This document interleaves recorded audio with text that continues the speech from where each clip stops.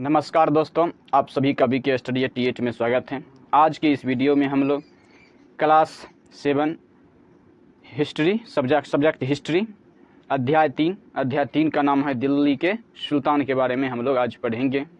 इससे पहले आप सभी से आग्रह है कि अगर चैनल पर पहली बार आए हैं तो चैनल का सब्सक्राइब करें, वीडियो को लाइक करें और वीडियो को अपने दोस्तों के साथ साझा करें ताकि उन्हें भी अपने तैयारी में मदद मिल सके। तो चलिए दोस्तों, अध्याय 3 दिल्ली के सुल्तान के बारे में हम लोग जानते हैं, स्टार्ट करते हैं। हमने अध्याय 2 में देखा कि कावेरी डेल्टा जैसे क्षेत्र बड़े राज्यों के केंद्र बन गए थे। क्या आपने और गौर किया कि अध्याय 2 में ऐसे किसी राज्य का जिक्र नहीं है जिसकी राजधानी दिल्ली रही हो। इसकी वजह यह है कि दिल्ली महत्वपूर्ण शहर 12वीं शताब्दी में ही बना। तालिका 1 पर नज़र डालिए। पहल तोमर राजपूत के काल में दिल्ली किस साम्राज्य की राजधानी बनी। 12वीं सदी के मध्य में तोमरों को अजमेर के चौहानों यानी जिसे चाहमान नाम से भी जाना जाता है ने परास्त किया।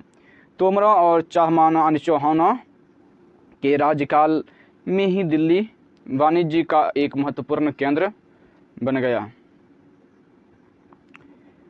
इस शहर में बहुत सारे समृद्धशाली जैन व्यापारी रहते थे जिन्होंने अनेक मंदिरों का निर्माण करवाया। यहाँ दिहलीवाल कहे जाने वाले सिक्के भी ढाले जाते थे जो काफ़ी प्रचलन में थी। 13वीं सदी के आरंभ में दिल्ली सुल्तनत की स्थापना हुई और इसके साथ दिल्ली एक ऐसी राजधानी में बदल गई जिसका नियंत्रण इस उपमहाद्वीप के बहुत बड़े क्षेत्र पर फैला था। तालिका 1 में फिर से नज़र डालिए और उन 5 वंशों की पहचान कीजिए जिनसे मिलकर दिल्ली की सल्तनत बनी है। मानचित्र 1 को देखते हैं। 13वीं-14वीं सदी में दिल्ली सल्तनत के कुछ चुने हुए भाग फिरोज शाह कोटला, फिरोजाबाद, सीरी, हौज खान, जहांपनाह, दिल्ली कहना, कुतुब मीनार। चलिए आगे देखते हैं। जिस इलाके को हम आज दिल्ली के नाम से जानते हैं वहाँ इन सुल्तानों ने अनेक नगर बसाए। मानचित्र 1 को देखकर दिल्ली कोहना, शीरी और जहांपनाह को देखिए। तो देख लिया अभी हम। चलिए आगे देखते हैं दोस्तों। तालिका 1 को हम बहुत ही अच्छी तरीके से देखने का प्रयास करेंगे। दिल्ली के शासक के बारे में तालिका 1 में बताया गया है। चलिए दोस्तों आगे देखते हैं। राजपूत वंश में तोमर, अनंगपाल चौहान, पृथ्वीराज चौहान और प्रारंभिक तुर्की शासक में कुतुबुद्दीन ऐबक, शमसुद्दीन इल्तुतमिश, रजिया, गियासुद्दीन बलबन। और आगे देखते हैं। अलाई दरवाज़ा का ये चित्र है। ये जो है अलाई दरवाज़ा का चित्र है। ये इल्तुतमिश का मकबरा है। ये इल्तुतमिश का मकबरा है। आरंभिक 12वीं शताब्दी 1165 यानी अनंगपाल 1130 से 1145 तक रहे। चौहान 1165 से 1192 ईस्वी तक रहे। पृथ्वी चौहान 1175 से 1192। प्रारंभिक तुर्की शासक जो कि 1206 से 1290 तक रहे। कुतुबुद्दीन ऐबक उसमें 1206 से 1210 तक रहे।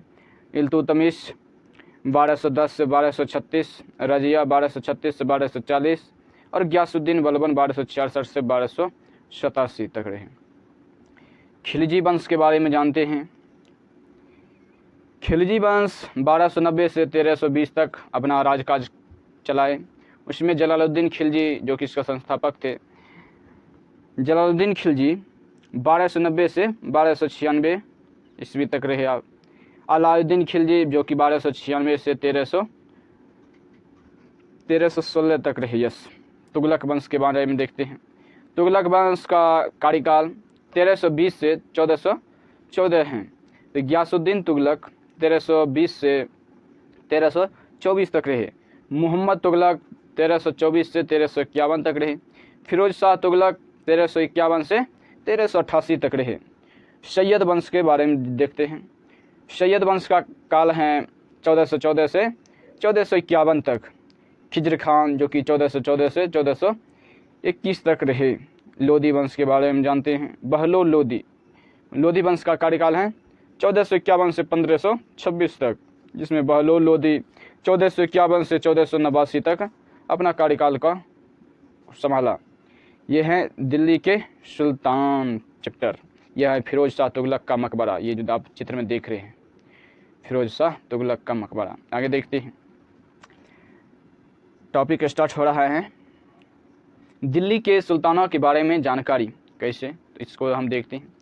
हालांकि अभिलेख, सिक्कों और स्थापत्य यानी भवन निर्माण कला के माध्यम से काफ़ी सूचना मिलती हैं, मगर और भी महत्वपूर्ण वे इतिहास, तारीख यानी एक वचन या तवारीख यानी बहुवचन, तवारीख को बहुवचन कर सकते हैं और तारीख को एक वचन कर सकते हैं, जो सुल्तानों के शासनकाल में प्रशासन की भाषा यानी फारसी में लिखे गए थे। तवारीख के लेखक सचिव, प्रशासक, कवि और दरबारियों जैसे सुशिक्षित व्यक्ति होते थे, जो घटनाओं का वर्णन भी करते थे। शासकों को प्रशासन संबंधी सलाह भी देते थे। वे न्याय संगत शासन के महत्व पर बल देते थे। चित्र 1 को देखते हैं। पांडुलिपि को तैयार करने के 4 कारण यानी 4 चरण हैं। नंबर 1, कागज़ तैयार करना, लेखन कार्य करना, महत्वपूर्ण शब्दों और अनुच्छेदों की ओर ध्यान आकर्षित करने के लिए सोने को पिघलाकर उसका प्रयोग करना। नंबर 4 है जिल्द तैयार करना। आगे देखते हैं, न्याय चक्र, बॉक्स वाले पॉइंट को भी देख लेते हैं। न्याय चक्र के बारे में बताया गया है इस बॉक्स में। 13वीं सदी के इतिहासकार फ़ख्र-ए-मुदब्बिर ने लिखा था, राजा का काम सैनिकों के बिना नहीं चल सकता, सैनिक वेतन के बिना नहीं जी सकते। वेतन आता है किसानों से एकत्रित किए गए राजस्व से, मगर किसान भी राजस्व तभी चुका सकेंगे जब वे खुशहाल और प्रसन्न हो। ऐसा तभी हो सकता है जब राजा न्याय और ईमानदार प्रशासन को बढ़ावा दे। न्याय चक्र के बारे में तो बहुत ही अच्छी बात बोला गया है जी। चलिए आगे देखते हैं इस बॉक्स वाले प्रश्न। क्या आपको लगता है कि न्याय चक्र राजा और प्रजा के बीच के संबंध को सुलझाने यानी समझाने के लिए उपयुक्त शब्द हैं? बहुत ही अच्छा शब्द हैं, पढ़ के मन खुश हो गया जी। ऐसा न्याय चक्र पहली बार शायद हम पढ़े हैं। चलिए आगे देखते हैं। ये कुछ और बातें ध्यान में रखें। नंबर 1, तवारीख के लेखक नगरों में, विशेषकर दिल्ली में रहते थे, गांव में शायद ही कभी कभी रहते हो। नंबर 2 है वे अक्सर अपने इतिहास सुल्तानों के लिए उनसे ढेर सारे इनाम इकराम पाने की आशा में लिखा करते थे। नंबर 3 है ये लेखक अक्सर शासकों को जन्मसिद्ध अधिकार और लिंग भेद पर आधारित आदर्श समाज व्यवस्था बनाए रखने को सलाह देते थे। उनके विचारों से सारे लोग सहमत नहीं होते थे। दोस्तों, हम जन्मसिद्ध अधिकार और लिंग भेद के बारे में भी जानेंगे, जो कि यहाँ पर दिया हुआ है। पहले इस पैराग्राफ को समाप्त कर लेते हैं, उसके बाद इस बॉक्स वाले पॉइंट को भी हम लोग देख लेंगे। चलिए आगे नेक्स्ट पैराग्राफ देखते हैं। सन 1236 में सुल्तान इल्तुतमिश की बेटी रजिया सिंहासन पर बैठी। उस युग के इतिहासकार मिन्हाज-ए-सिराज ने स्वीकार किया है कि वह अपने सभी भाइयों से अधिक योग्य और सक्षम थी, लेकिन फिर भी वह एक रानी को शासक के रूप में मान्यता नहीं दे पा रहा था। दरबारी जिन भी उसके स्वतंत्र रूप से शासन करने की कोशिश से प्रसन्न नहीं थे। सन 1240 में उसे सिंहासन से हटा दिया गया। तो चलिए आगे देखते हैं। इस बॉक्स वाले पॉइंट को पढ़ने से पहले साइड वाले बॉक्स पॉइंट को देख लेते हैं, जो कि जन्मसिद्ध अधिकार और लिंग भेद के बारे में बताया गया है। तो चलिए पहले जानते हैं जन्मसिद्ध अधिकार क्या है। जन्म के आधार पर विशेषाधिकार का दावा। उदाहरण के लिए लोग मानते थे कि कुलीन व्यक्तियों को कुछ खास परिवारों में जन्म लेने के कारण शासन करने का अधिकार विरासत में मिलता है। अब लिंग भेद के बारे में हम लोग जानते हैं। आखिर लिंग भेद क्या होता है? स्त्रियों तथा पुरुषों के बीच सामाजिक तथा शरीर रचना संबंधी अंतर। आमतौर पर यह तर्क दिया जाता है कि ऐसे अंतर के कारण पुरुष स्त्रियों की तुलना में श्रेष्ठ होते हैं। चलिए दोस्तों, आगे बढ़ने से पहले इस बॉक्स वाले पॉइंट को हम लोग पहले देख लेते हैं। रजिया के बारे में मिन्हाज-ए-सिराज के विचार को देखते हैं। मिन्हाज सिराज का सोचना था कि ईश्वर ने जो आदर्श समाज व्यवस्था बनाई है उसके अनुसार स्त्रियों और अन्य स्त्रियों को पुरुष के अधीन होना चाहिए और रानी का शासन इस व्यवस्था के विरुद्ध जाता था। इसलिए वह पूछता है खुदा की रचना के खाते में उसका ब्यौरा चूँकि मर्दों की सूची में नहीं आता, इसलिए इतनी शानदार खूबियों से भी उसे आखिर हासिल किया हुआ। रजिया ने अपने अभिलेखों और सिक्कों पर अंकित करवाया कि वह सुल्तान इल्तुतमिश की बेटी थी। आधुनिक आंध्र प्रदेश के वारंगल क्षेत्र में किसी समय काकतीय वंश का राज्य था। उस वंश की रानी रुद्रम्मा देवी, जो कि यानी जिसका कार्यकाल है रुद्रम्मा देवी के 1262 से 1289 के व्यवहार से रजिया का व्यवहार बिल्कुल विपरीत था। रुद्रम्मा देवी ने अपने अभिलेखों में अपना नाम पुरुषों जैसा लिखवाकर अपने पुरुष होने का भ्रम पैदा किया था। एक और महिला शासक थी कश्मीर की रानी दिद्दा, जिसका कार्यकाल है 980 से 1003। उनका नाम दीदी यानी बड़ी बहन से निकला है। जाहिर है प्रजा ने अपनी प्रिय रानी को यह स्नेह भरा संबोधन दिया होगा। प्रश्न इस पे बन रहा है तो इस प्रश्न को भी देख लेते हैं। आप आगे पढ़े हैं तो इस प्रश्न को जवाब भी ज़रूर आप सब दीजिएगा, ऐसा मैं आशा करता हूँ। मिन्हाज के विचार अपने शब्दों में व्यक्त कीजिए। क्या आपको लगता है कि रजिया के विचार में भी यही थे? आपके अनुसार स्त्री के लिए शासक बनना इतना कठिन क्यों था? तो आप जवाब दे सकते हैं, आप ऊपर पढ़े हैं। तो चलिए दोस्तों आगे देखते हैं। आगे नेक्स्ट टॉपिक स्टार्ट हो रहा है। दिल्ली सल्तनत का विस्तार, गिरिसन शहर से साम्राज्य तक का पूरा विवरण दिया गया है। मानचित्र 2 को देखते हैं। शमसुद्दीन इल्तुतमिश द्वारा जीते गए प्रमुख शहर को देखते हैं। मुल्तान, काजकोट, नंदना, लाहौर, कुहराम, तबर हिंद, सरस्वती, हंसी, वारंगल, बौड़न, बदायूं, अवध, बनारस, लखनौती, ग्वालियर, रणथंभौर, अजमेर, शामभाम नामक, काशली, उच्च, देवल इत्यादि आप पढ़ सकते हैं। आपके सामने चित्र। चलिए आगे देखते हैं। 13वीं शताब्दी के आरंभिक वर्षों में दिल्ली के सुल्तान का शासन गेरिसनानी रक्षक सैनिकों की टुकड़ियों के निवास के लिए बने मजबूत किलेबंद शहरों से पूरे शायद शहरों से परे शायद ही कभी फैला हो। शहरों से संबंध लेकिन उनसे दूर भीतरी प्रदेशों के बारे में भी हम लोग जानेंगे, पर उनका नियंत्रण ना के बराबर था और इसलिए उन्हें आवश्यक सामग्री रसद आदि के लिए व्यापार कर या लूटमार पर ही निर्भर रहना पड़ता था। दिल्ली से सुदूर बंगाल और सिंध के गेरिसन शहर के बारे में भी हम लोग जानेंगे का नियंत्रण बहुत ही कठिन था। बगावत, युद्ध, यहाँ तक कि खराब मौसम से भी उनके संपर्क के नाजुक सूत्र छिन्न भिन्न हो जाते थे। शासन को अफगानिस्तान से आने वाले हमलावरों और उन सूबेदारों के बराबर चुनौती मिलती रहती थी, जो जरा सी कमजोरी का आभास मिलते ही विद्रोह का झंडा खड़ा कर देते थे। इन चुनौतियों के चलते सल्तनत बड़ी मुश्किल से किसी तरह अपने आप को बचाए हुए थी। इसका स्थापना गियासुद्दीन बलबन के शासनकाल में हुआ और इसका विस्तार अलाउद्दीन खिलजी और मोहम्मद तुगलक के राज्यकाल में हुआ। सल्तनत की भीतरी सीमाओं में जो अभियान चले उनका लक्ष्य था गेरिसन शहरों की पृष्ठभूमि में स्थित भीतरी क्षेत्रों की स्थिति को मजबूत करना। इन अभियानों के दौरान गंगा यमुना के दोआब से जंगलों को साफ कर दिया गया और शिकारी, संग्राहकों तथा चारावाहों को उनके पर्यावास से खदेड़ दिया गया।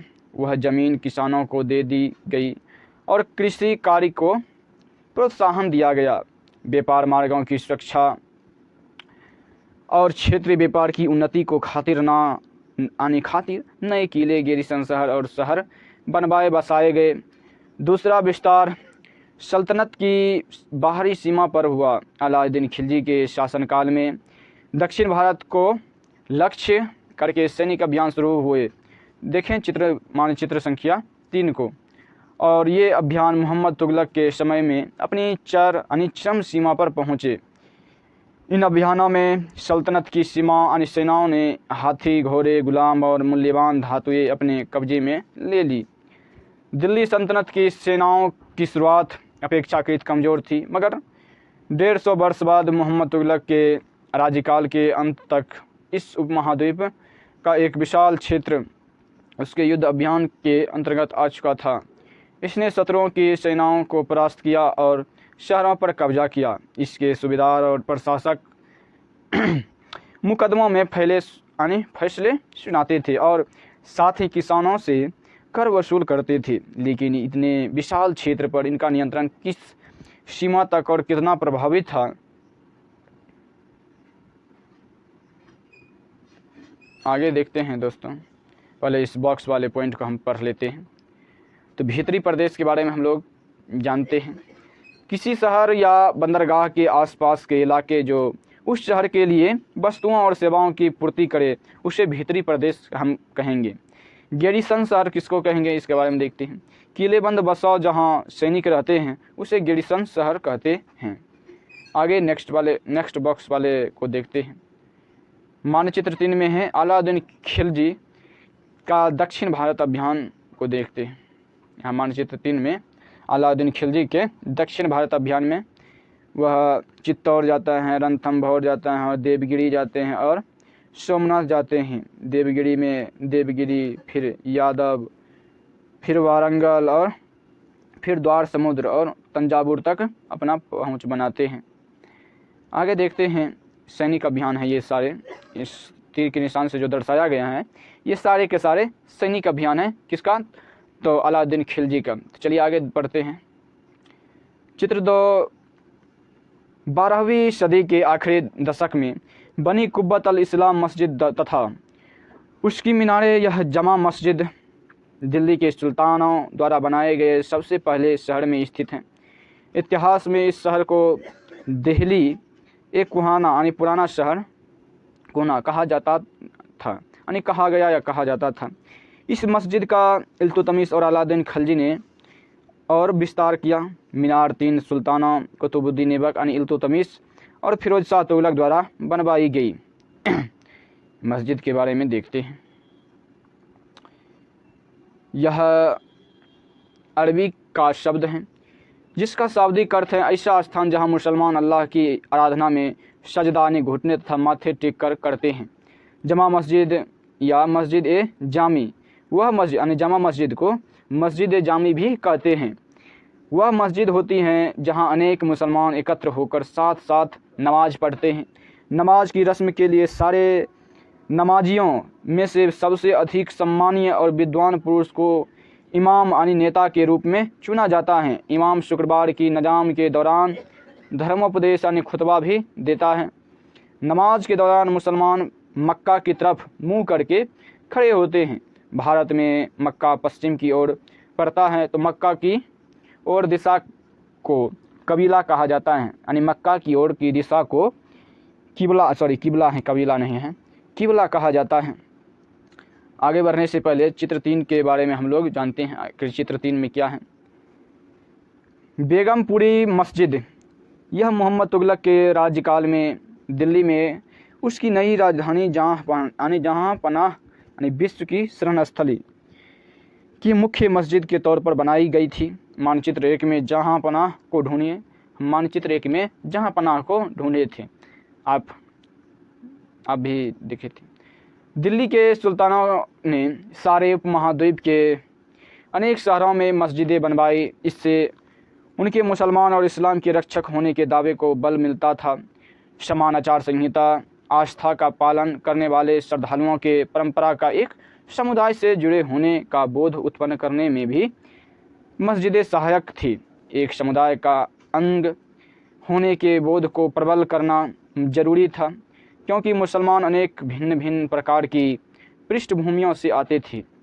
अब चित्र 4 को देखते हैं।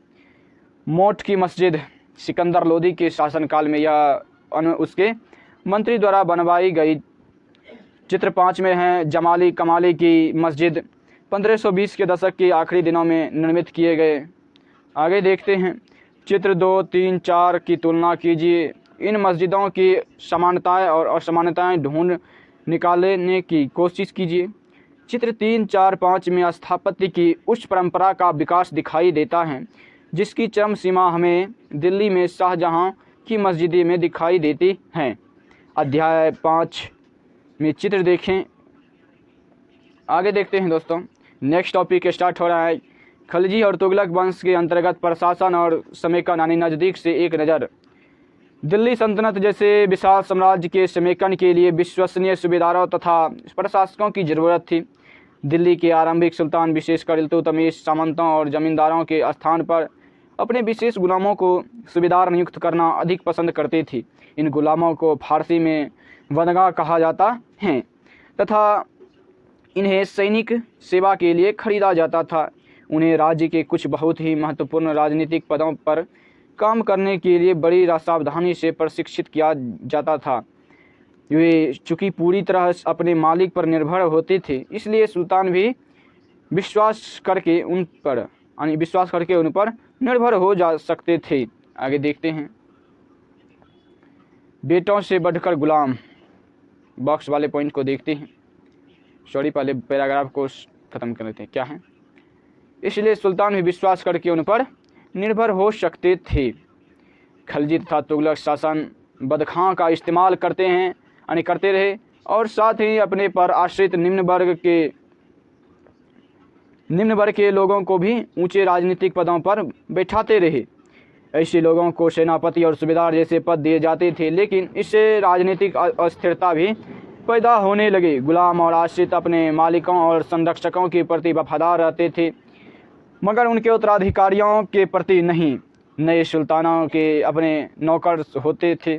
फलस्वरूप किसी नए शासक के सिंहासन पर बैठते ही प्रायः नए और पुराने सरदारों के बीच टकराहट शुरू हो जाते थे। सुल्तानों द्वारा निचले तबके के लोगों को संरक्षण दिए जाने के कारण उच्च वर्ग के कई लोगों को गहरा धक्का भी लगता था और फारसी तारीख के लेखकों ने निचले खानदान के लोगों को ऊंचे पदों पर बैठने के लिए दिल्ली के सुल्तानों की आलोचना भी की है। चलिए दोस्तों, आगे बढ़ने से पहले इस बॉक्स वाले पॉइंट को हम देख लेते हैं। बेटों से बढ़कर गुलाम, सुल्तानों की सलाह दी जाती थी, यानी सुल्तानों को सलाह दी जाती थी। जिस गुलाम को हमने पाला पोसा और आगे बढ़ाया, उसकी हमें देखभाल करनी चाहिए, क्योंकि तकदीर अच्छी हो तभी पूरी ज़िंदगी में कभी कभी ही योग्य और अनुभवी गुलाम मिलता है। बुद्धिमानों का कहना है कि योग्य और अनुभवी गुलाम बेटे से भी बढ़कर होता है। योग्य और अनुभवी गुलाम बेटे से भी बढ़कर होता है। क्या आपको गुलाम को बेटे से बढ़कर मानने का कोई कारण समझ में आता है? आप बता सकते हैं सोच समझ के। आश्रित, आखिर आश्रित क्या होते हैं इसके बारे में।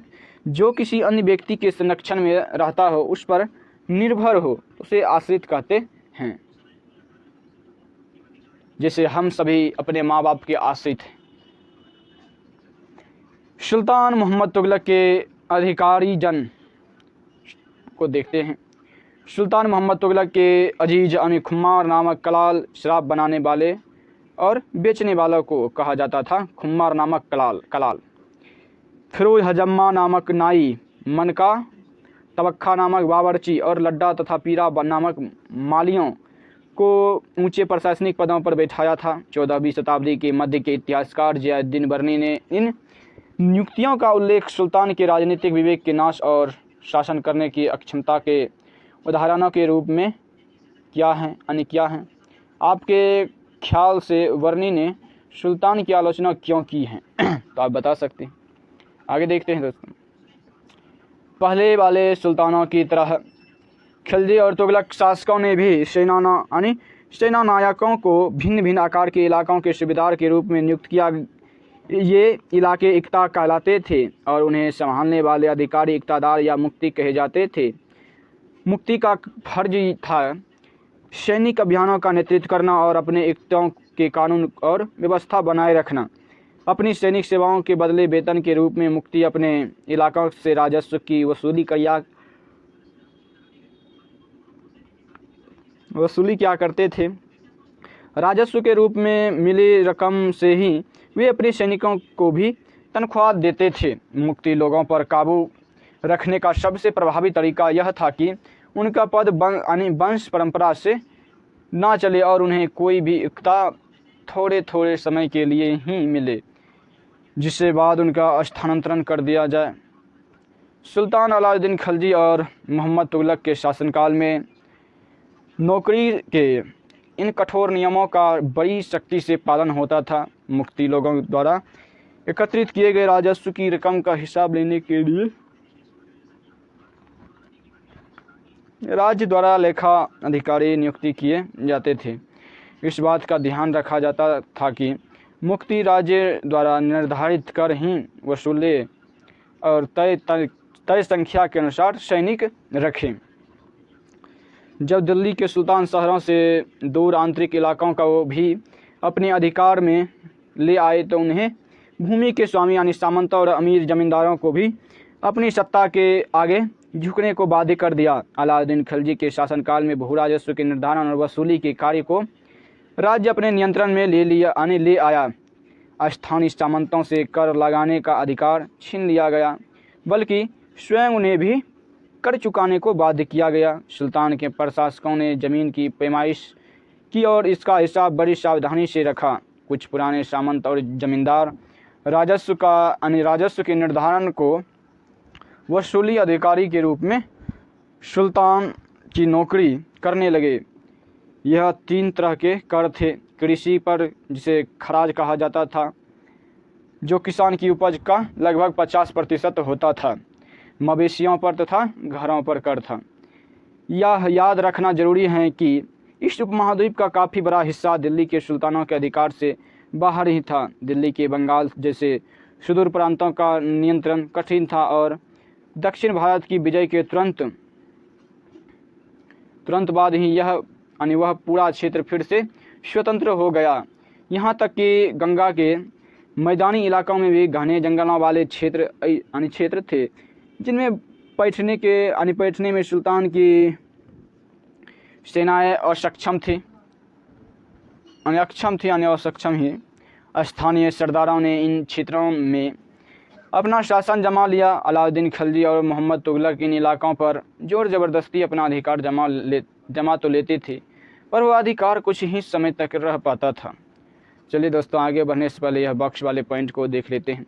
सरदार और उनकी किलेबंदी के बारे में बताया गया है।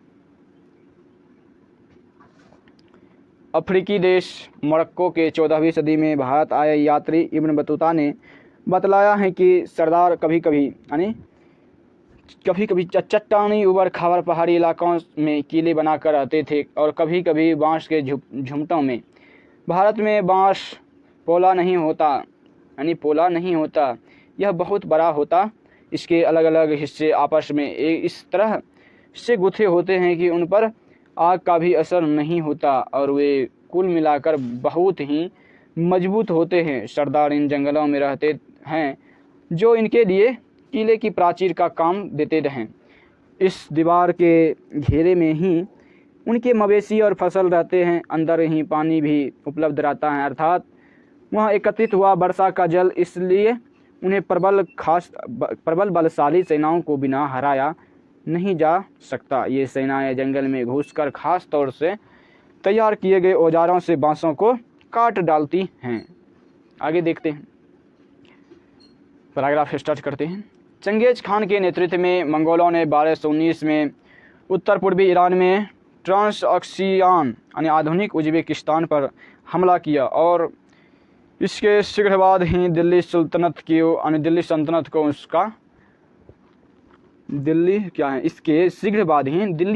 को उनका धावा झेलना पड़ा। अलाउद्दीन खिलजी और मोहम्मद तुगलक के शासनकालों के आरंभ में दिल्ली पर मंगोलों के धावे बढ़ गए।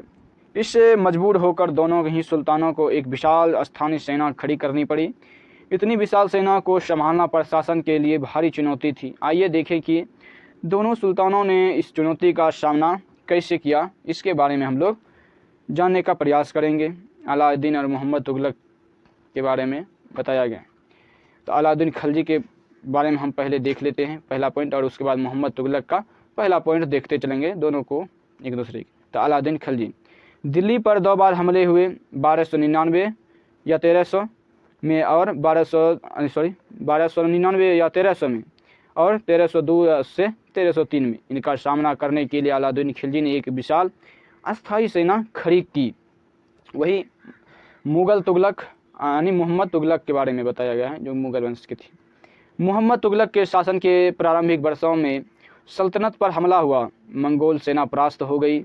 मोहम्मद तुगलक को अपनी सेना की शक्ति और अपने संसाधनों पर इतना विश्वास था कि उसने ट्रांसऑक्सियान पर आक्रमण की योजना बना ली। एक अस्थायी सेना तैयार करना उसका आक्रामक कदम था। अलाउद्दीन खिलजी का सेकंड पॉइंट देखते हैं।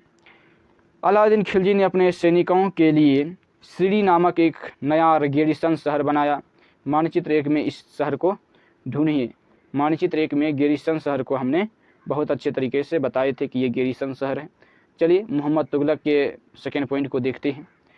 नया गैरीसन शहर बनाने के स्थान पर दिल्ली के चारों शहरों में से सबसे पुराने शहर दिल्ली कुहना को निवासियों से खाली करवाकर वहां सैनिक छावनी बना दी गई। पुराने शहर के निवासियों को दक्षिण में बनी नई राजधानी दौलताबाद भेज दिया गया।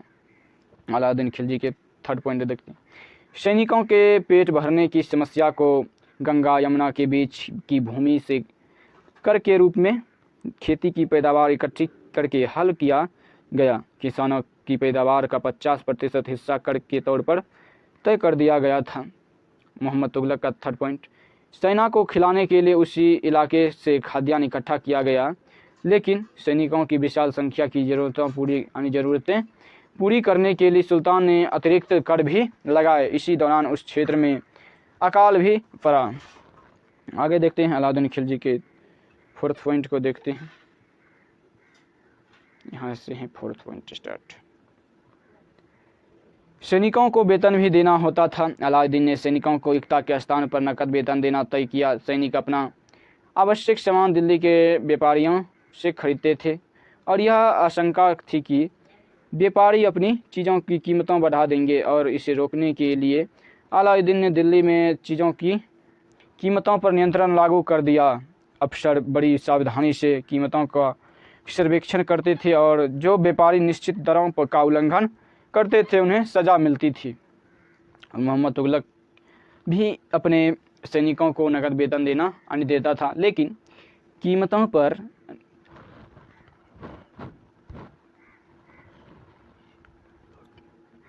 यानी नियंत्रण करने की जगह उसे कुछ आज की कागजी मुद्रा की तरह टोकन यानी सांकेतिक मुद्रा चलाई। ये सिक्के धातु के बने होते थे, लेकिन सोने चांदी के ना होकर असली अनिश्चित धातु के। 14वीं सदी के लोगों को इस मुद्रा पर भरोसा नहीं था। वे बड़े चतुर थे। अपने सोने चांदी के सिक्के वे बचाकर रख लेते थे और अपने तमाम इस टोकन मुद्रा से ही चुकाते थे। इस सस्ती मुद्रा जैसे जाली सिक्के भी बड़ी आसानी से बनाए जा सकते थे। अलाउद्दीन का फिफ्थ पॉइंट देखते हैं। अलाउद्दीन के प्रशासनिक कदम काफ़ी सफल रहे और इतिहासकारों ने कीमतों में कमी और बाजार में मुद्रा के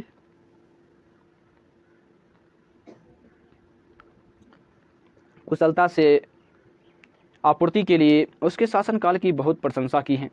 मंगोल आक्रमणों के खतरों का भी उसने सफलतापूर्वक सामना किया। मोहम्मद तुगलक द्वारा उठाए गए प्रशासनिक कदम बेहद असफल रहे। कश्मीर पर उसका आक्रमण पूरी तरह विफल रहा। तब उसने तुरान पर हमला करने का इरादा छोड़ दिया और अपनी विशाल सेना को भंग कर दिया। इस बीच उसने प्रशासन संबंधी जो कदम उठाए थे उनसे कई परेशानियां पैदा हो गई। दौलताबाद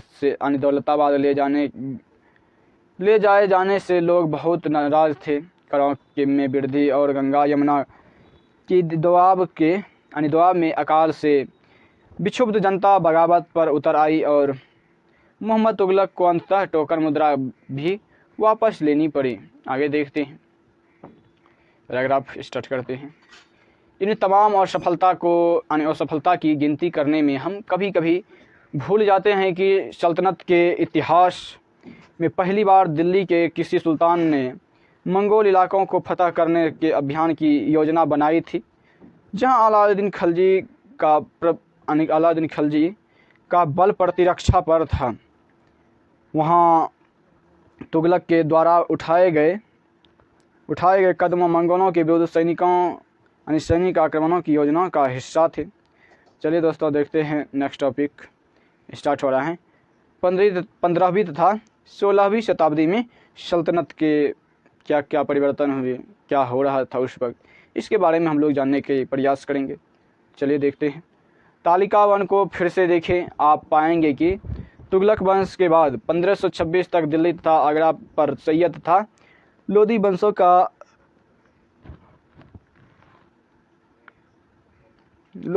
का राज्य रहा।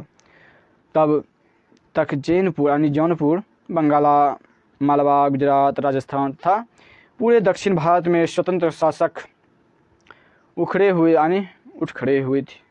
उनकी राजधानियां समृद्ध थी और राज्य फल फूल रहे थे। इसी काल में अफगान तथा राजपूतों जैसे नए शासकों समूहों भी उभरे। इस काल में स्थापित राज्यों में से कुछ छोटे तो थे पर शक्तिशाली थे और उनका शासन बहुत ही कुशल था, सुव्यवस्थित तरीके से चल रहा था। शेरशाह सूरी, जिसका कार्यकाल है 1540 से 1545, ने बिहार में अपने चाचा के एक छोटे से इलाके के प्रबंधक के रूप में काम शुरू किया था और आगे चलकर उसने उन्नति की कि मुगल सम्राट हुमायूं 1530, 1540, 1555, 1556 तक को चुनौती दी और परास्त किया। शेरशाह ने दिल्ली पर अधिकार करके स्वयं अपना राज सिंहासन स्थापित किया। सूर्यवंश ने केवल 15 वर्ष यानी 1540 से 1555 तक शासन किया, लेकिन इसके प्रशासन ने अलाउद्दीन खिलजी वाले कई तरीकों को अपनाकर उन्हें और भी चुस्त बना दिया। महान सम्राट अकबर, जो कि 1556 से 1605 तक रहे, उसका शासन ने जब मुगल साम्राज्य को समेकित किया तो उसने अपने प्रतिमान के रूप में शेरशाह की प्रशासन व्यवस्था को ही अपनाया था। आगे देखते हैं। अन्यत्र के बारे में एक बॉक्स बनाया गया है, तो इस अन्यत्र को भी देख लेते हैं। अन्यत्र में क्या बताया गया है, किसके बारे में, तो देखते हैं। 3 श्रेणियाँ यानी ईश्वरीय शांति, नाइट और धर्म युद्ध के बारे में बताया गया है, तो इसके बारे में हम लोग जानने का प्रयास करेंगे। तो चलिए देखते हैं क्या है। 3 श्रेणियों का विचार सबसे पहले 11वीं शताब्दी के आरंभ में फ्रांस में सूत्रबद्ध किया गया। इसके अनुसार समाज को 3 वर्गों में विभाजित किया गया: प्रार्थना करने वाला वर्ग, युद्ध करने वाला वर्ग और खेती करने वाला वर्ग।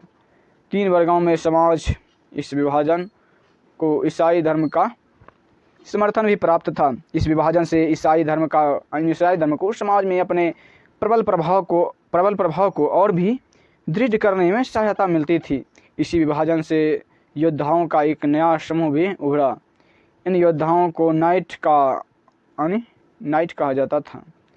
ईसाई धर्म एक समूह का संरक्षण देता था, यानी अपनी ईश्वरीय शांति की अवधारणा के प्रसार में इनका उपयोग करता था। नाइटों से अपेक्षा की जाती थी कि वे धर्म और ईश्वर की सेवा में समर्पित योद्धा रहे। कोशिश यह रहती थी कि इन योद्धाओं को आपसी लड़ाई भिड़ाई से विमुख करके उन मुसलमानों के विरुद्ध युद्ध करने भेज दिया जाए जिन्होंने यरूशलेम शहर पर कब्जा कर रखा था। इस प्रयत्न के परिणाम स्वरूप सैनिक अभियानों की एक श्रृंखला चली, जिसे क्रूसेड यानी धर्म युद्ध कहा गया। ईश्वर तथा धर्म की सेवा में किए गए इन अभियानों ने नाइटों की हैसियत पूरी तरह बदल डाली। पहले इन नाइटों की गिनती कुलीनों में नहीं होती थी, मगर फ्रांस में 11वीं सदी के अंत तक और जर्मनी में उससे 1 सदी बाद इन योद्धाओं के दीनहीन अतीत को भुला दिया गया था। 12वीं सदी तक तो कुलीन वर्ग के लोग भी नाइट कहलाना चाहने लगे थे। आगे देखते हैं। कल्पना करे वाले प्रश्न को देखते हैं। आप अलाउद्दीन खिलजी या मोहम्मद तुगलक के शासनकाल में एक किसान हैं और आप सुल्तान द्वारा लगाया गया कर नहीं चुका सकते, तो आप क्या करेंगे? हो सके वहाँ पर मजदूरी कर सकते हैं, यही कर सकते हैं और क्या। दोस्तों, यहाँ पर यह अध्याय समाप्त हुआ। इसके प्रश्नों के लिए एक अलग से वीडियो बना दिया जाएगा। इस वीडियो में इन प्रश्नों को हम नहीं देख पाएंगे क्योंकि वीडियो लंबा बन जाएगा। तो चलिए देखते हैं इसमें बीज शब्द क्या हैं। बीज शब्द हैं एकता, तारीख, गैरिसन, मंगोल, लिंग, खराज, जो कि बीज शब्द हैं। आगे देखते हैं दोस्तों। नेक्स्ट अध्याय है अध्याय 4। अध्याय 4 का नाम है मुग़ल साम्राज्य। मुग़ल काल में किसी भी, चलिए अध्याय स्टार्ट करते हैं। तो मुग़ल काल में किसी भी शासक के लिए भारतीय उपमहाद्वीप जैसे बड़े क्षेत्र पर जहां लोगों एवं संस्कृतियों में इतनी अधिक विविधताएं हो, शासन कर पाना अत्यंत ही कठिन कार्य था। अपने पूर्ववर्तियों के विपरीत मुग़लों ने एक साम्राज्य की स्थापना की और वह कार्य पूरा किया जो अब तक केवल छोटे अपराधियों के लिए ही संभव जान पड़ता था। 16वीं सदी के उत्तरार्ध से उन्होंने दिल्ली के आगरा से अपने राज्य का विस्तार शुरू किया और 17वीं शताब्दी में लगभग संपूर्ण महाद्वीप पर अधिकार प्राप्त कर लिया। उन्होंने प्रशासन के ढांचे तथा शासन संबंधी जो विचार लागू किए वे उनके राज्य के पतन के बाद भी टिके रहे।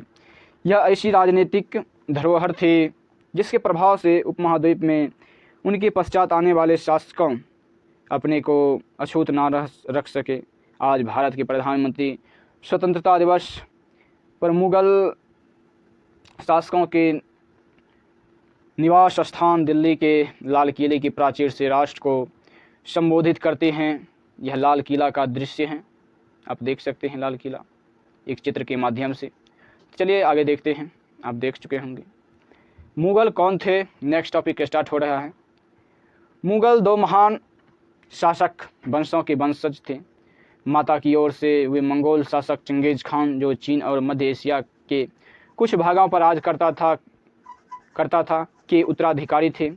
पिता की ओर से वे ईरान, इराक एवं वर्तमान तुर्की के शासक तैमूर, जिसकी मृत्यु 1404 में हुई, के वंशज थे। परंतु मुग़ल अपने को मुग़ल या मंगोल कहलवाना पसंद नहीं करते थे। ऐसा इसलिए था क्योंकि चंगेज खान से जुड़ी स्मृतियाँ सैकड़ों व्यक्तियों के नरसंहार से संबंधित थी।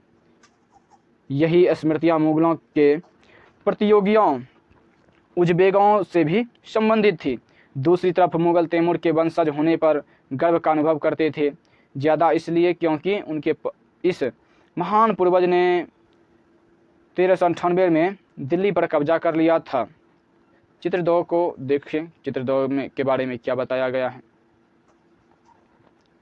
चित्र 2 में बताया गया है तैमूर, उसके उत्तराधिकारी और मुग़ल सम्राटों का एक लघु चित्र, जो कि 1702 से 1712 के बीच का यह चित्र है। चित्र को आप देख सकते हैं।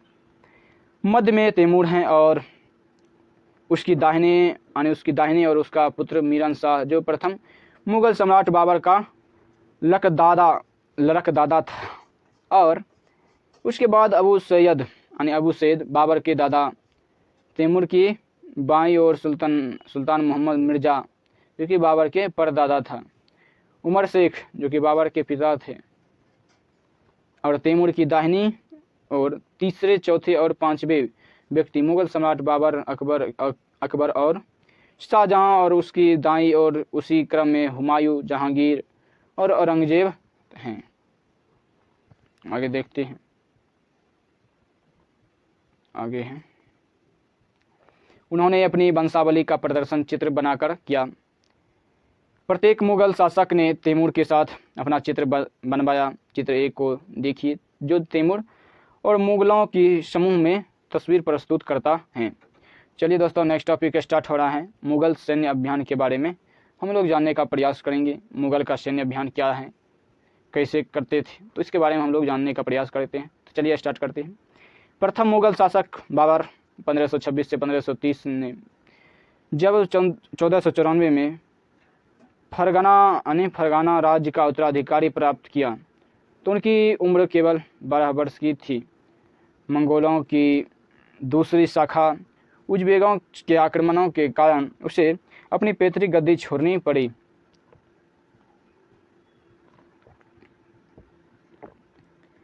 अनेक वर्षों तक भटकने के बाद उसने 1504 में काबुल पर कब्जा कर लिया।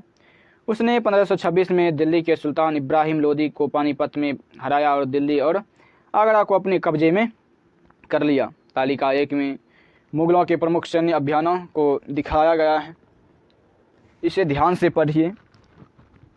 क्या आप इस लंबे घटनाक्रम में कोई पुनरावृत्ति ढूंढ सकते हैं? उदाहरण के लिए आप यह गौर करेंगे कि अफगान मुगल सत्ता के लिए तत्कालिक खतरा थे।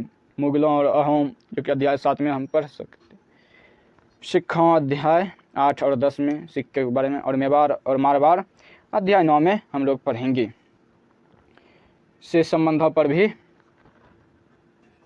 गौर करें। सफ़ाविद ईरान से अकबर और हुमायूं के संबंधों में क्या अंतर था? क्या औरंगजेब के शासनकाल में गोलकुंडा और बीजापुर के अधिग्रहण से दक्कन में युद्ध का अंत हो गया? चित्र 4 को देखते हैं। 16वीं शताब्दी के युद्ध में तोप और गोलीबारी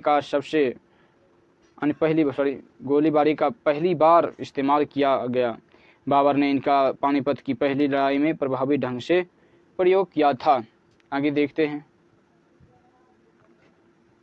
चित्र 3 में मुगल फौज अभियान है।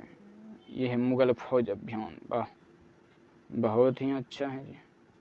इस चित्र के माध्यम से क्या दर्शाया गया? आगे सैनिक अपना तलवार और कटार लेकर के जाते थे, बीच में राजा जाते थे हाथियों पर बैठ के, और पीछे से घुड़सवार भाले को लेकर के, और रक्षा के लिए जो ताबा जैसा रहता है जी, उसका नाम भूल रहे हैं आप, इसका नाम कमेंट बॉक्स में बता सकते हैं। उसको लेकर के घोड़े से पीछे, यानी ताकि पीछे से कोई दुश्मन आक्रमण ना कर दे, ऐसा घेरावा बना करके अपने उत्तराधिकारियों का संरक्षण करता था। आगे देखते हैं। युद्ध में प्रयोग होने वाले बारूद की तकनीक की भारत में 14वीं शताब्दी में लाई गई। आग्नेय शास्त्रों के लिए इसका प्रयोग सबसे पहले गुजरात, मालवा और दक्कन जैसे प्रदेशों में हुआ, एवं आरंभिक 16वीं सदी में बाबर द्वारा इसका प्रयोग किया गया था। आगे देखते हैं। तालिका 1 मुगल सम्राट के बारे में बताया गया है। प्रमुख अभियान एवं घटनाएं को देखते हैं। बाबर 1526 से 30 ने 1526 में पानीपत के मैदान में इब्राहिम लोदी एवं उसके अफगान समर्थकों को हराया। 1527 में खानवा के युद्ध में राणा संगा और राजपूत अन्य राजाओं और उनके समर्थकों को हराया। 1528 में चंदेरी के युद्ध में राजपूतों को हराया। अपने मृत्यु से पहले दिल्ली और आगरा के मुगल नियंत्रण स्थापित किया। आगे देखते हैं।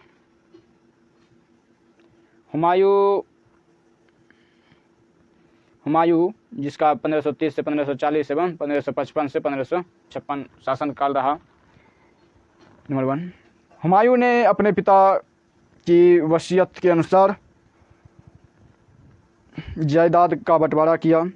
प्रत्येक भाई को एक प्रांत मिला। उसके भाई मिर्जा कामरान की महत्वाकांक्षाओं के कारण हुमायूं अपने अफगान प्रतिद्वंदियों के सामने फीका पड़ गया। शेर खान ने हुमायूं को 2 बार हराया, 1539 में चौसा में और 1540 में कन्नौज में। इन पराजयों ने उसे ईरान की ओर भागने को बाध्य किया।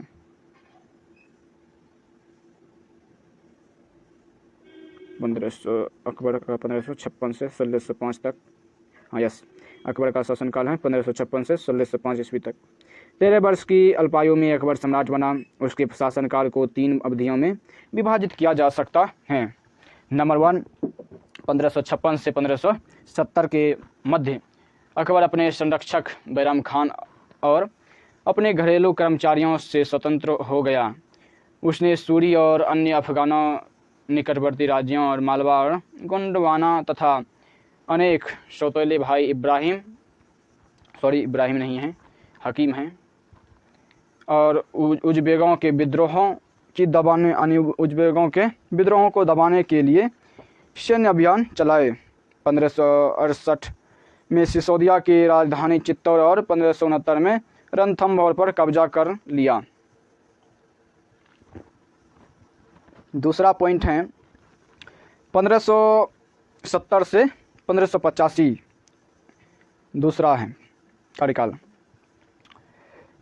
यानी दूसरा भाग। यस, 1570 से 1585 के मध्य गुजरात के विरुद्ध सैनिक अभियान हुए।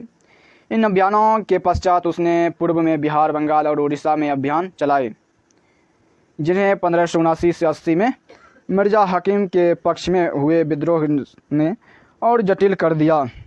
और भाग 3 में है, यानी उसको भाग 3 में बांट के पढ़े तो भाग तीसरा में है। 1585 से 1605 के मध्य अकबर के साम्राज्य का विस्तार हुआ। उत्तर पश्चिम में अभियान चलाए गए। सफ़ाविदों को हराकर कंधार पर कब्जा किया गया और कश्मीर को भी जोड़ लिया गया। मिर्ज़ा हकीम की मृत्यु के पश्चात काबुल को भी उसने अपने राज्य में मिला लिया। दक्कन में अभियानों की शुरुआत हुई और बरार खान देश और अहमदनगर के जैसे हिस्सों को भी उसने अपने राज्य में मिला लिया। खानदेश और अहमदनगर के कुछ हिस्सों को भी उसने अपने राज्य में मिला लिया। अपने शासन के अंतिम वर्षों में अकबर की सत्ता राजकुमार सलीम के विद्रोह के कारण लड़खड़ा गई। यही सलीम आगे चलकर सम्राट जहांगीर कहलाया। आगे देखते हैं। जहांगीर के बारे में बताया गया है। जहांगीर ने अकबर के सैन्य अभियानों को आगे बढ़ाया। मेवाड़ के सिसोदिया शासक अमर सिंह ने मुगलों की सेवा स्वीकार की। इसके बाद सिखों, अहोम और अहमदनगर के खिलाफ अभियान चलाए गए, जो पूर्णतः सफल नहीं हुए। जहांगीर के शासन के अंतिम वर्षों में राजकुमार खुर्रम, जिसे शाहजहां कहा जाता है, जो बाद में सम्राट शाहजहां कहलाया, ने विद्रोह किया। जहांगीर की पत्नी नूरजहां ने शाहजहां को हाशिए पर धकेलने के प्रयास किए जो असफल रहे। उसमें शाहजहां के बारे में कुछ पॉइंट बताया गया है, तो इसके बारे में भी हम देख लेते हैं। दक्कन में शाहजहां के अभियान जारी रहे। अफगान अभिजात खान जहान लोदी ने विद्रोह किया और वह पराजित हुआ। अहमदनगर के विरुद्ध अभियान हुआ, जिसमें बुंदेलों की हार हुई और ओरछा पर कब्जा कर लिया गया। उत्तर पश्चिम में वल्ख पर कब्जा करने के लिए उज़्बेकों के विरुद्ध अभियान हुआ और जो असफल रहा। परिणाम स्वरूप कंधार सफ़ाविदों के हाथ में चला गया। 1632 में अंततः अहमदनगर को मुगलों के राज्य में मिला लिया गया और बीजापुर की सेनाओं ने सुलह के लिए निवेदन किया। 1657 से 1658 में शाहजहां के पुत्रों के बीच उत्तराधिकार को लेकर झगड़ा शुरू हो गया। इसमें दारा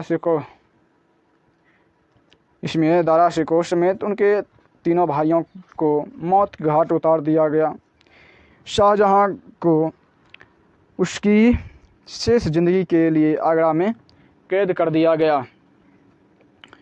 औरंगजेब के बारे में जानने का प्रयास करते हैं। औरंगजेब के बारे में क्या बताया गया है, देखते हैं।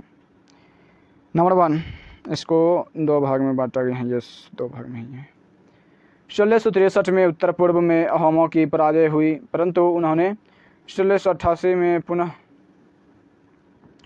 पुनः विद्रोह कर दिया। उत्तर पश्चिम में यूसुफजई और सिखों के बीच अभियान को अस्थायी सफलता मिली। मारवाड़ के यानी मारवाड़ के राठौर राजपूतों ने मुगलों के खिलाफ विद्रोह किया। इसका कारण था उनकी आंतरिक राजनीति और उत्तराधिकार के मामलों में मुगलों का हस्तक्षेप। मराठा सरदार शिवाजी के विरुद्ध मुगल अभियान प्रारंभ में सफल रहे, परंतु औरंगजेब ने शिवाजी का अपमान किया। शासक घोषित करने के पश्चात मुगलों के विरुद्ध अपना अभियान चलाए। राजकुमार अकबर ने औरंगजेब का ही दूसरा, यानी उसको दो भाग में बांट के पढ़े तो दूसरा भाग है। अकबर के विद्रोह पश्चात औरंगजेब ने दक्कन के शासकों के विरुद्ध सेनाएं भेजी। 1685 में बीजापुर और 1687 में गोलकुंडा को मुगलों ने अपने राज्य में मिला लिया। 1698 में औरंगजेब ने दक्कन के मराठाओं को छापामार पद्धति का उपयोग कर रहे थे के विरुद्ध अभियान का प्रबंध स्वयं किया। औरंगजेब को उत्तर भारत में सिखों, जाटों और सनातनियों, उत्तर पूर्व में अहोमों और दक्कन के पठारों के विद्रोह का सामना करना पड़ा। उसकी मृत्यु के पश्चात उत्तराधिकार के लिए युद्ध शुरू हो गया। आगे देखते हैं मानचित्र अकबर का शासनकाल 1605 में देखते हैं चित्र। काबुल, कंधार, श्रीनगर, कश्मीर, लाहौर, पंजाब, पानीपत, दिल्ली, मथुरा, अंबर, अंगड़ा, फतेहपुर सिकरी, अजमेर, इलाहाबाद, रणथंभौर, पटना इत्यादि। ब्लैक पॉइंट वाले को ही देखेंगे आप। चलिए दोस्तों आगे देखते हैं। नेक्स्ट टॉपिक स्टार्ट हो रहा है उत्तराधिकार की मुगल परंपराएं के बारे में हम लोग जानने का प्रयास करेंगे। इससे पहले इसको पढ़ लेते हैं। मुगल ज्येष्ठाधिकार के नियम में विश्वास नहीं करते थे, जिसमें ज्येष्ठ पुत्र अपने पिता के राज्य का उत्तराधिकारी होता था। इसके विपरीत उत्तराधिकार में हुए शहदायाद की मुगल और तैमूर वंशों की प्रथा को अपनाते थे, जिसमें उत्तराधिकार का विभाजन समस्त पुत्रों में कर दिया जाता था। तालिका 1 में दिए गए रंगीन उद्धरणों को पढ़िए और मुगल राजकुमारों के विद्रोहों से जुड़े प्रमाणों पर गौर कीजिए। आपके अनुसार उत्तराधिकार का कौन सा तरीका सही था, ज्येष्ठाधिकार या शहदायाद?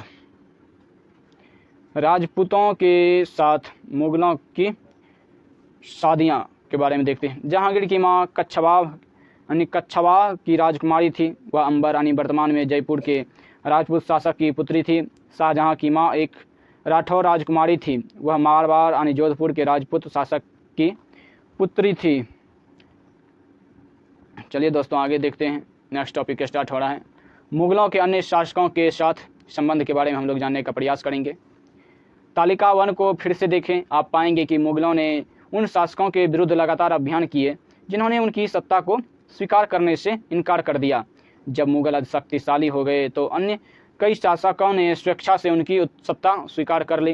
राजपूत इसका एक अच्छा उदाहरण है। अनेकों में मुगल घराने में अपनी पुत्रियों की विवाह करके उच्च पद प्राप्त किए, परंतु कईयों ने विरोध भी किया। आगे देखते हैं। मेवाड़ के सिसोदिया राजपूत लंबे समय तक मुगलों की सत्ता को स्वीकार करने से इनकार करते थे, परंतु जब वे हारे तो मुगलों ने उनके साथ सम्मानी व्यवहार किया और उन्हें उनकी जागीरें यानी वतन जागीर के रूप में वापस कर दिया। पराजित करने परंतु अपमानित न करने के बीच सावधानी से बनाए गए संतुलन की वजह से मुगल भारत के अनेक शासकों और सरदारों पर अपना प्रभाव बढ़ा पाए, परंतु इस संतुलन को हमेशा बरकरार रखना कठिन था। एक बार फिर तालिका 1 को देखें और गौर करें कि जब शिवाजी मुगल सत्ता स्वीकार करने आए तो औरंगजेब ने उनका अपमान किया। इस अपमान का परिणाम हुआ। आगे देखते हैं। नेक्स्ट टॉपिक स्टार्ट हो रहा है मनसबदार और जागीरदार। उससे पहले हम इस बॉक्स वाले पॉइंट को देख लेते हैं। 5000 जात वाले अभिजातों का दर्जा 1000 जात वाले अभिजातों से ऊंचा था। अकबर के शासनकाल में 29 ऐसे मनसबदार थे जो 5000 जात की पदवी के थे। औरंगजेब के शासनकाल तक ऐसे मनसबदारों की संख्या 79 हो गई। क्या इसका अर्थ यह हुआ कि राज्य का खर्चा बढ़ गया? आगे देखते हैं। नेक्स्ट टॉपिक स्टार्ट है। मनसबदार और जागीरदार के बारे में हम लोग जानने का प्रयास करेंगे।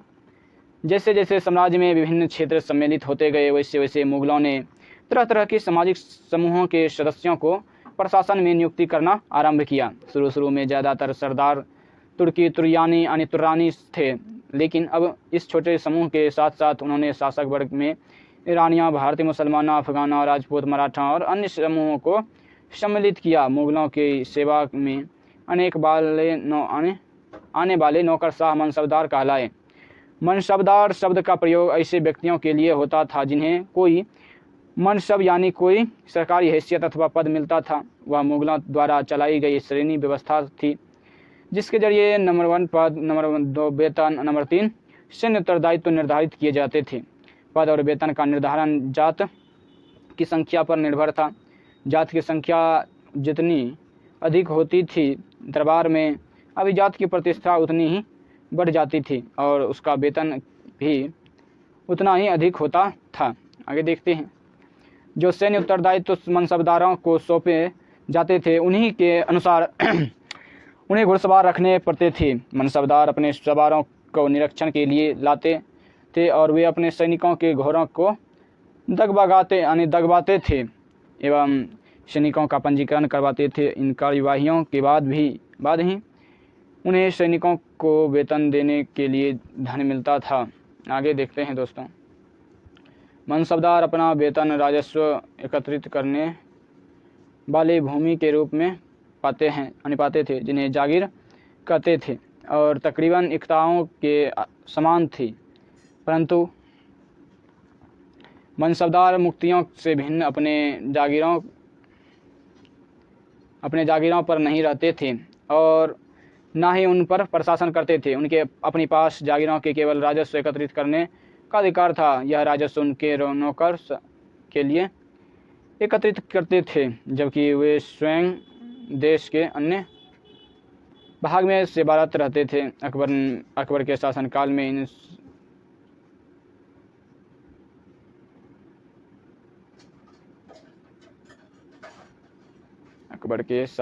में इन जागीरों का सावधानीपूर्वक आकलन किया जाता था ताकि इनका राजस्व मनसबदार के वेतन के तकरीबन बराबर रहे। औरंगजेब के शासन तक पहुँचते पहुँचते स्थिति बदल गई। अब प्राप्त राजस्व मनसबदार के वेतन से बहुत कम था। मनसबदारों की संख्या में भी अत्यधिक वृद्धि हुई, जिसके कारण उन्हें जागीर मिलने से पहले एक लंबा इंतजार करना पड़ता था। इन सभी कारणों से जागीरों की संख्या में कमी हो गई। फलस्वरूप कई जागीरदार जागीर रहने पर यह कोशिश करते थे वे जितना राजस्व वसूल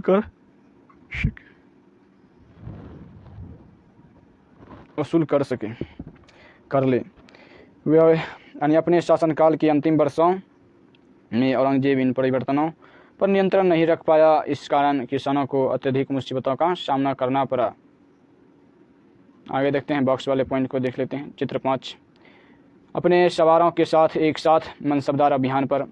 चित्र 6 में है शाहजहां के राजकाल के एक लघु चित्र के ब्यौरे जहां जहांगीर के समय के भ्रष्टाचार को दिखाया गया है। नंबर 1 भ्रष्ट अफसर रिश्वत लेते हुए। नंबर 2 एक कर अधिकारी गरीबी किसानों को सजा देते हुए। नेक्स्ट टॉपिक स्टार्ट हो रहा है जब्त और जमींदार के बारे में। तो मुगलों की आमदनी का प्रमुख साधन किसानों की उपज से मिलने वाला राजस्व था। अधिकतर स्थानों पर किसान ग्रामीण कुलीनों यानी कि मुखिया का या स्थानीय सरदारों के माध्यम से राजस्व देते थे।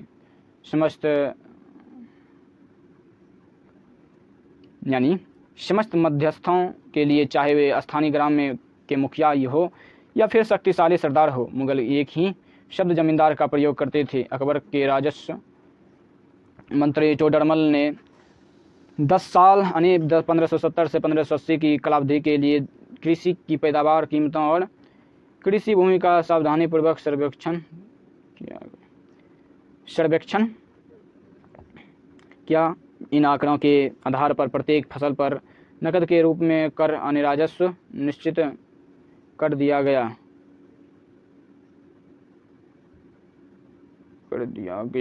प्रत्येक सूबे प्रांत या प्रांतों को राजस्व बंडलों में बांटा गया और प्रत्येक की हर फसल के लिए राजस्व दर की लगभग अवधि अपलोड पर कर दिया गया। इस तरह की सूची बनाई। राजस्व प्राप्त करने की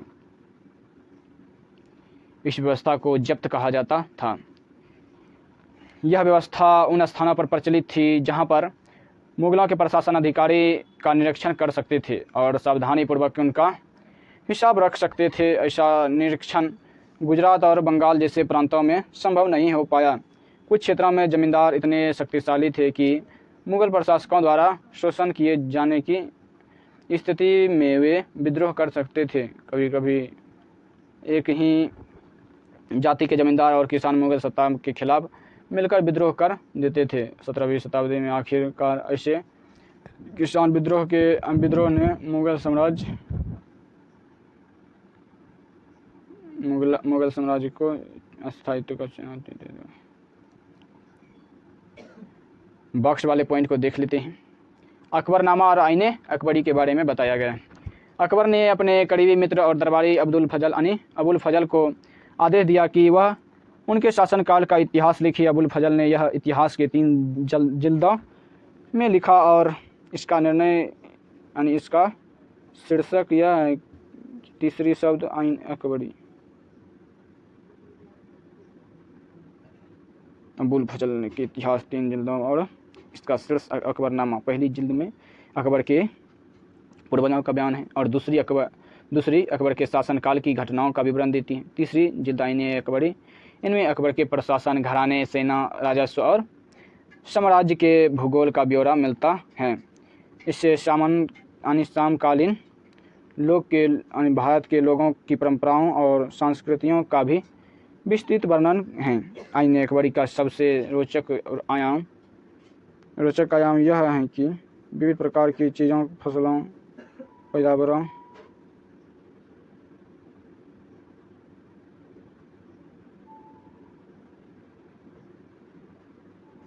अबुल फजल से अकबरनामा लेते हुए ये हो गया अबुल फजल, ठीक। ये हो गया अकबर। तो अबुल फजल से अकबर लेते हुए अकबरनामा लेते हुए आगे देखते हैं। अकबर की नीतियों के बारे में बताया गया है। अकबर की नीतियाँ नज़दीक से एक नज़र के बारे में देखते हैं। प्रशासन के मुख्य अभिलक्षण अकबर ने निर्धारित किए थे और इनका विस्तृत वर्णन अबुल फजल की अकबरनामा विशेषकर आईने अकबरी में मिलता है। अबुल फजल के अनुसार साम्राज्य कई प्रांतों में बांटा हुआ था जिन्हें सूबा कहा जाता था।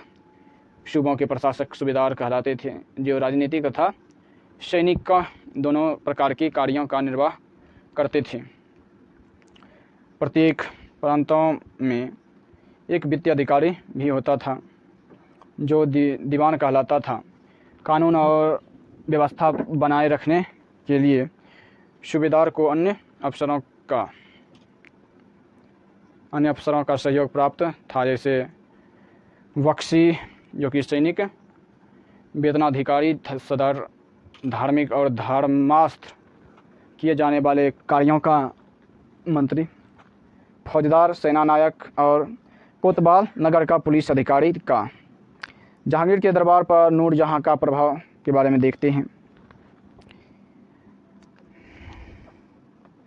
मेहरुनिसा ने 1611 में जहांगीर से विवाह किया और उसे नूरजहां का खिताब मिला। नूरजहां हमेशा जहांगीर के प्रति अत्यधिक वफादार रही और उसको समय समय पर सहयोग देती रही। नूरजहां के सम्मान में जहांगीर ने चांदी के सिक्के जारी किए जिनमें एक और उसके स्वयं के खिताब उत्कीर्ण थे और दूसरी ओर वाक्य रानी बेगम नूरजहां के नाम गढ़ा गया। बाईं ओर दिया गया दस्तावेज नूरजहां द्वारा जारी किया गया आदेश फरमान है।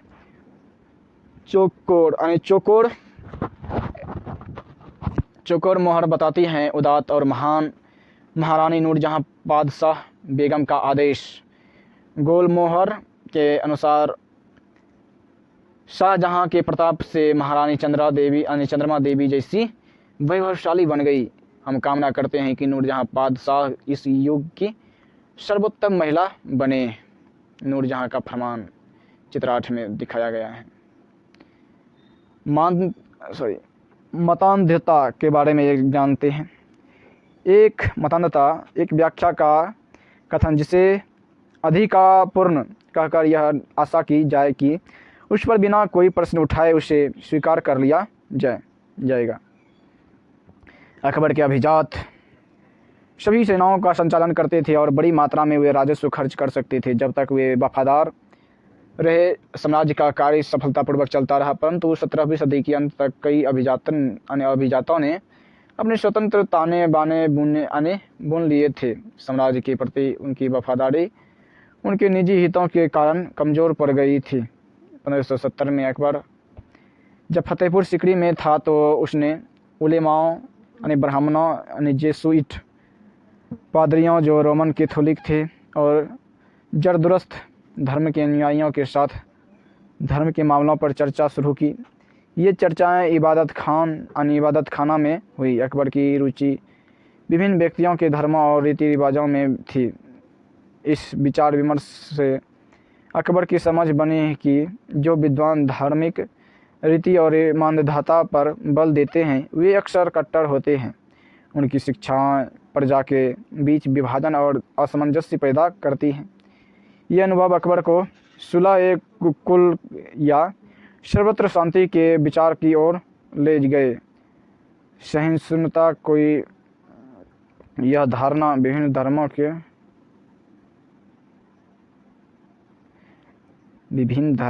के अनुयायियों में अंतर नहीं करती थी, अपितु इसका केंद्र बिंदु भी नीति शास्त्र की एक व्यवस्था था जो सर्वत्र लागू की जा सकती थी, जिसमें केवल सच्चाई, न्याय और शांति पर बल दिया गया। अबुल फजल ने सुलह-ए-कुल के इस विचार पर आधारित शासन दृष्टि बनाने में अकबर की मदद की। शासन के इस सिद्धांत को जहांगीर और शाहजहां ने भी अपनाया। आगे देखते हैं, साइड वाले बॉक्स पॉइंट को देखते हैं। अकबर ने कई संस्कृत ग्रंथों के फारसी में अनुवाद कार्यों का संपन्न कराया। इस उद्देश्य हेतु उन्होंने फतेहपुर सिकरी में एक मकतब खाना या अनुवाद ब्यूरो की स्थापना भी की। महाभारत, रामायण, लीलावती और योग वशिष्ठ जैसे कुछ उल्लेखनीय संस्कृत ग्रंथ को अनुवाद कार्य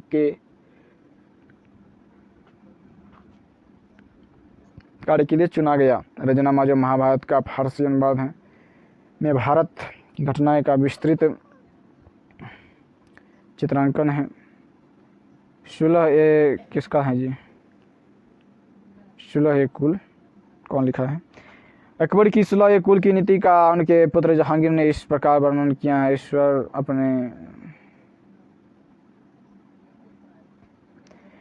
ईश्वरीय अनुकंपा के विस्तृत आंचल में सभी वर्गों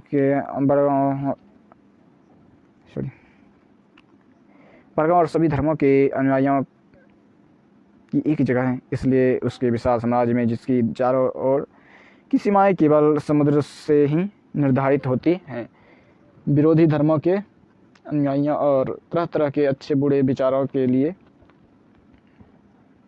जगह थी, जहां असहिष्णुता का मार्ग बंद था। यहाँ सुन्नी शिया एक ही मस्जिद में इकट्ठे होते थे और ईसाई और यहूदी एक ही गिरजे में प्रार्थना करते थे। उसने सुसंगत तरीके से सार्वत्रिक शांति सुलह-ए-कुल के सिद्धांत का पालन किया। आगे देखते हैं। 17वीं शताब्दी और उनके 17वीं शताब्दी में और उनके पश्चात मुगल साम्राज्य के बारे में हम लोग जानने का प्रयास करेंगे। मुगल साम्राज्य की प्रशासनिक और सैनिक कुशलता के फलस्वरूप आर्थिक और वाणिज्यिक समृद्धि में वृद्धि हुई। विदेशी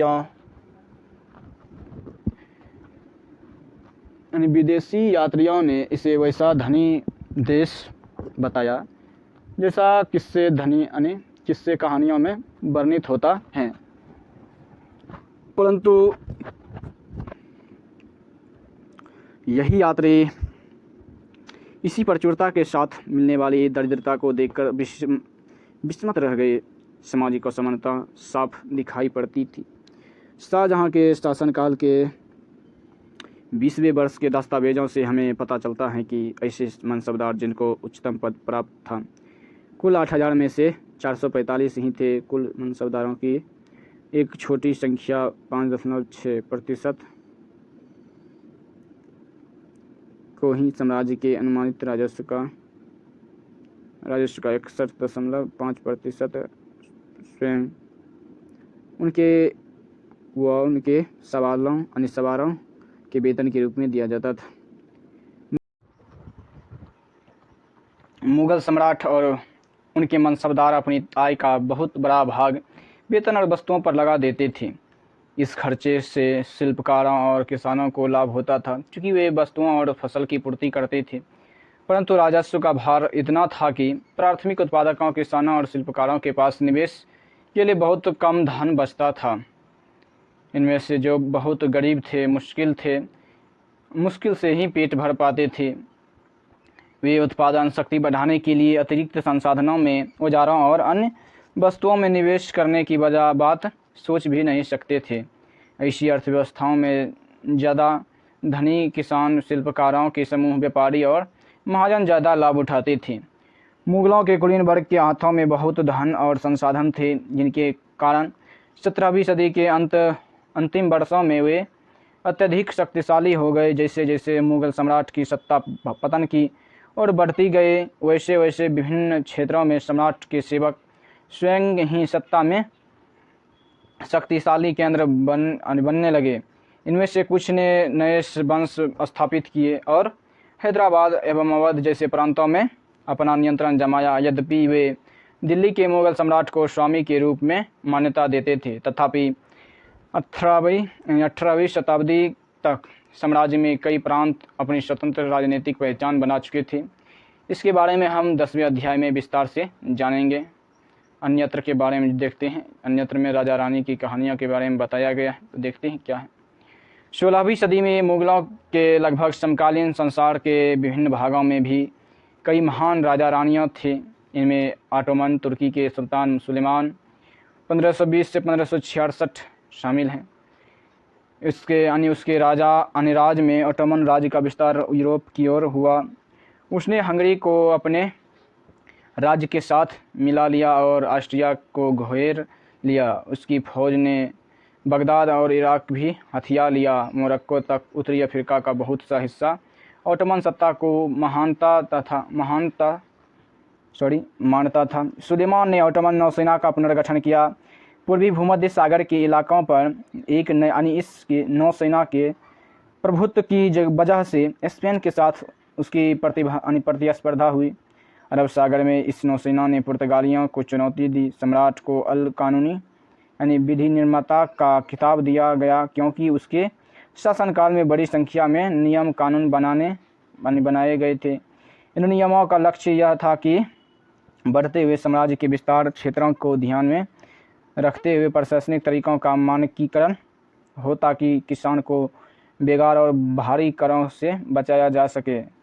आगे चलकर 17वीं शताब्दी में ऑटोमन क्षेत्रों में जब सार्वजनिक व्यवस्था का पतन हुआ, तो सुलेमान कानूनों के काल को आदर्श शासन के रूप में याद किया जाने लगा। आगे देखते हैं।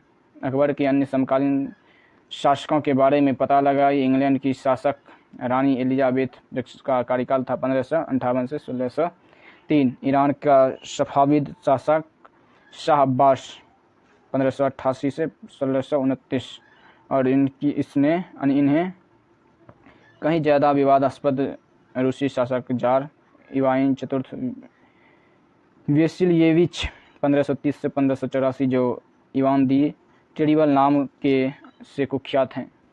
आगे देखते हैं। कल्पना कीजिए, बाबर और अकबर शासक बनने के समय आपकी ही उम्र के थे। कल्पना करें कि आपको पैतृक संपत्ति के रूप में एक राज्य प्राप्त होता है। आप अपने राज्य को अस्थायी और समृद्ध कैसे बनाएंगे? अच्छे नियम कानून बनाएंगे, शासन व्यवस्था को चलाने के लिए प्रशासनिक ढांचा को मजबूत करने का प्रयास करेंगे और जनता के हाव भाव जानते रहेंगे। यही है दोस्तों, यह अध्याय यहाँ पर समाप्त हो गया है। इसके कुछ बीज शब्द हैं, तो देख लेते हैं कौन कौन से बीज शब्द हैं। मुगल, मनसब, जागीरदार, जात, सवार, सुलह, कुल, ज्येष्ठाधिकार, शहदायाद, जब्त, जमींदार, इत्यादि। दोस्तों, यहाँ पर यह समाप्त हो गया अध्याय।